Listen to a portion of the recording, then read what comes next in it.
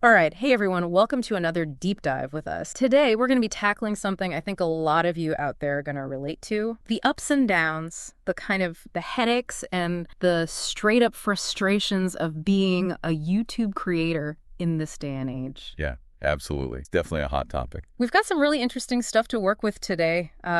Both from like direct comments from creators, kind of like those pasted text rants you see sometimes, and a transcript from a recent YouTube video that, kind of digs into some of these issues as well. And really what we want to do today is get a sense of like, what are the biggest pain points that creators are dealing with? Why do these things matter? And kind of what does it all mean for the platform as a whole?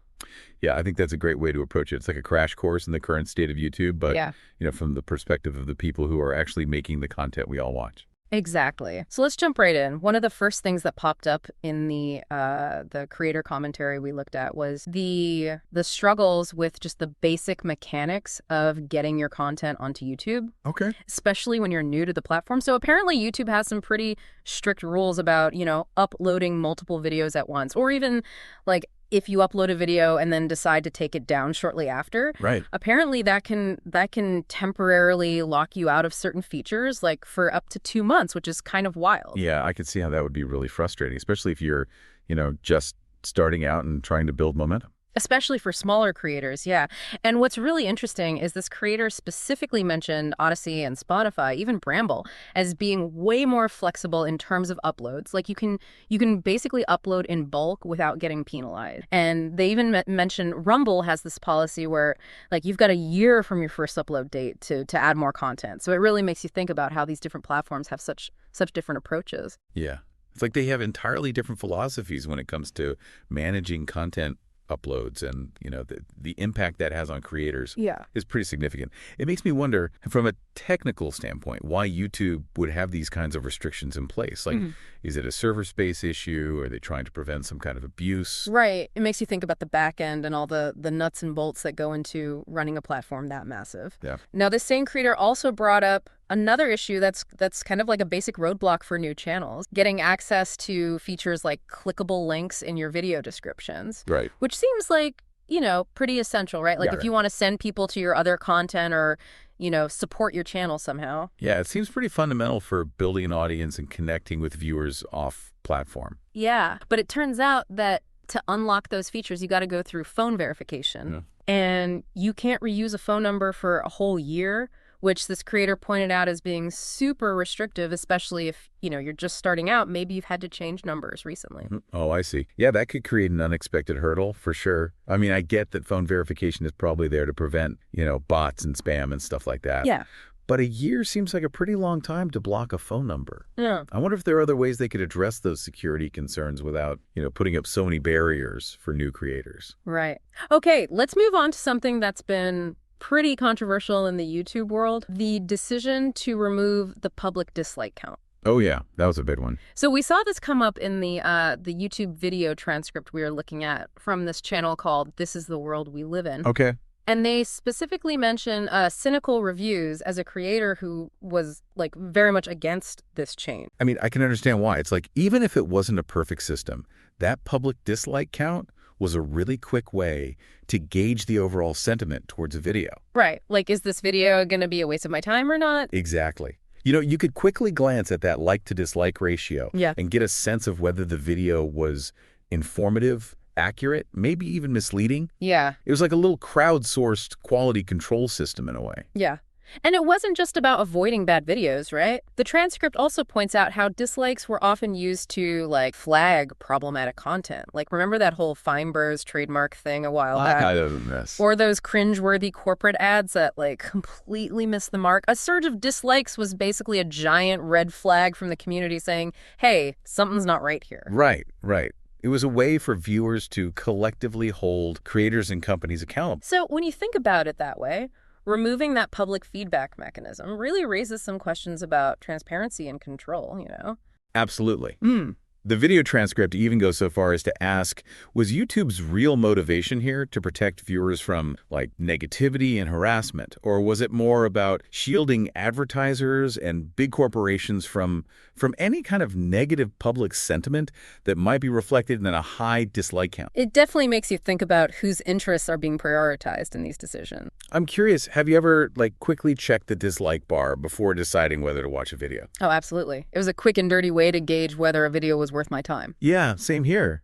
And it's funny how even that small visual cue being gone really changes the way you approach content. Totally. And, the transcript also brought up this concern that, like, comment sections might be the next thing to get, the negative feedback treatment. Which is a little scary when you think about it. Yeah, it's like, where does it end? Right. If negative opinions are constantly being hidden, yeah, does that create these echo chambers where everyone just agrees with each other and there's no room for dissenting views? That's a really good point. Okay, let's move on to another big source of frustration for creators: copyright claims. Boy, yeah. So the video transcript we mentioned earlier actually included this audio clip from the Mythology guys, and you could just hear the frustration in their voices. I bet. They had made a video about historical inaccuracies in Disney's Hercules, which, seems like pretty clear-cut fair use, right? Like they're commenting on and critiquing a film. Yeah, that sounds pretty straightforward. But they got hit with, like, multiple copyright claims anyway, and the whole process they described was like this weird back and forth.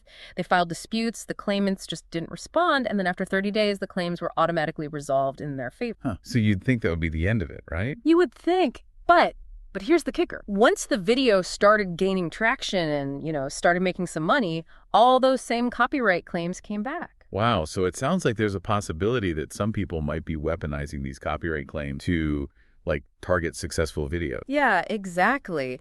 And what's really frustrating is that YouTube takes like a 45% cut of the revenue from monetized videos, but they don't seem to offer a whole lot of support to creators who are dealing with these potentially bogus claims. Yeah, it's like they're taking a hefty chunk of the profits, but not necessarily holding up their end of the bargain when it comes to protecting creators. Right.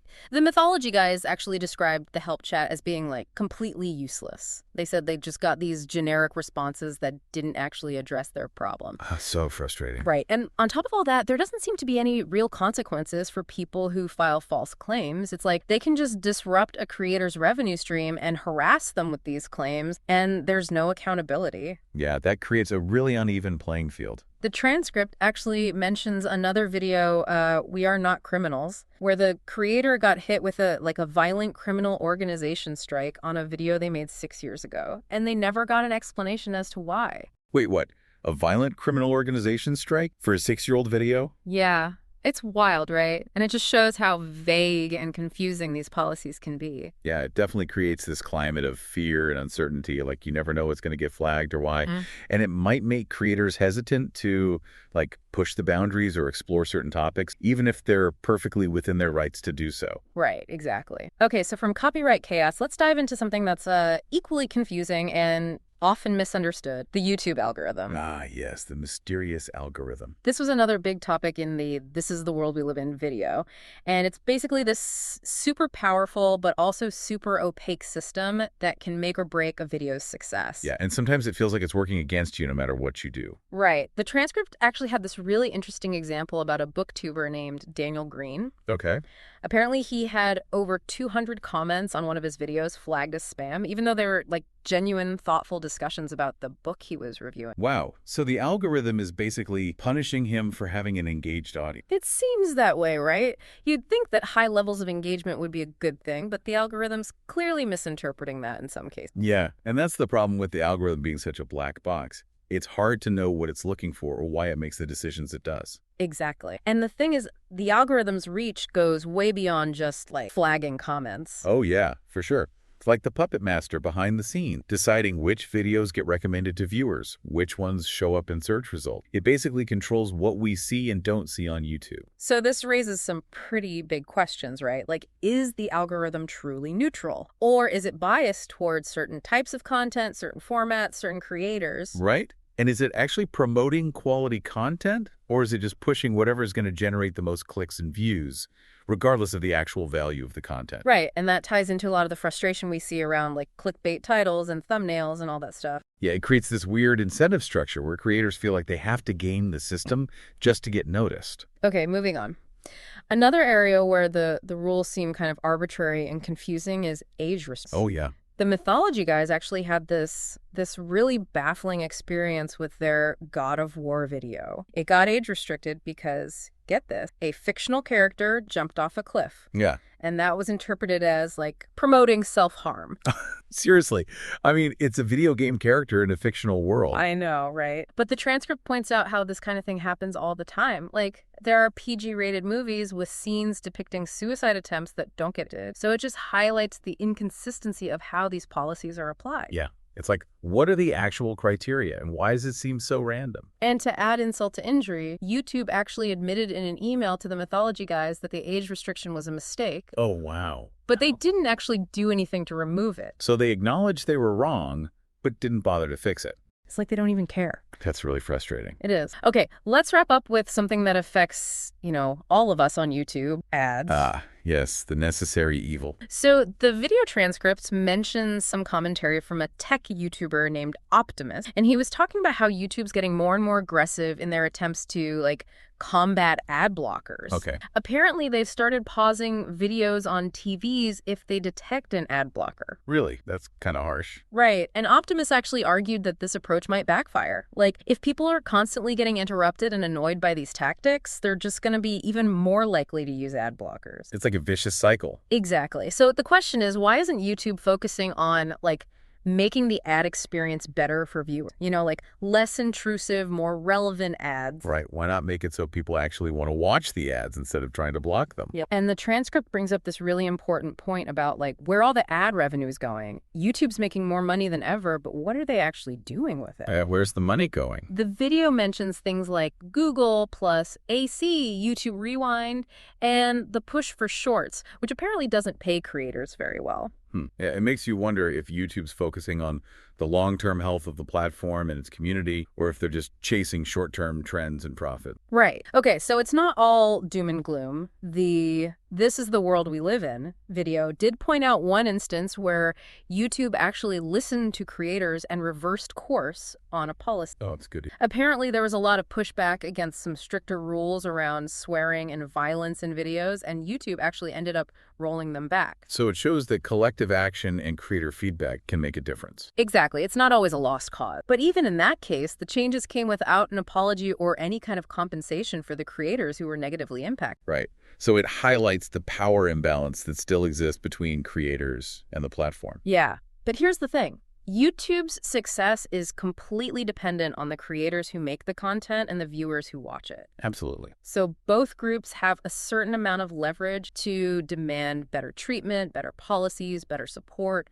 More transparency, more accountability, more genuine support for the people who make the platform what it is. Exactly. It's not about complaining. It's about being informed and proactive and working towards a healthier online environment for everyone. Right. These aren't just isolated issues. They represent systemic challenges that affect the whole ecosystem. So just to quickly recap, today we've taken a look at some of the biggest pain points facing YouTube creators. The removal of the dislike count, the copyright claim nightmare, the mystery of the algorithm, the inconsistencies in age restrictions, and the ever-increasing ad over. And it's important to remember that these aren't just random complaints. They're based on real-life experiences and frustrations that creators are sharing, in their own words. Right. Exactly. So here's a final thought for you all. Given everything we've talked about today, what aspects of online content platforms, YouTube or others, do you find most concerning? And what changes do you think are most crucial to creating a better experience for both the people who make the content and the people who watch it? It's a conversation that we all need to be having. It definitely is. All right, that's all the time we have for today's deep dive. Thanks for joining us, and we'll see you next time. See you then.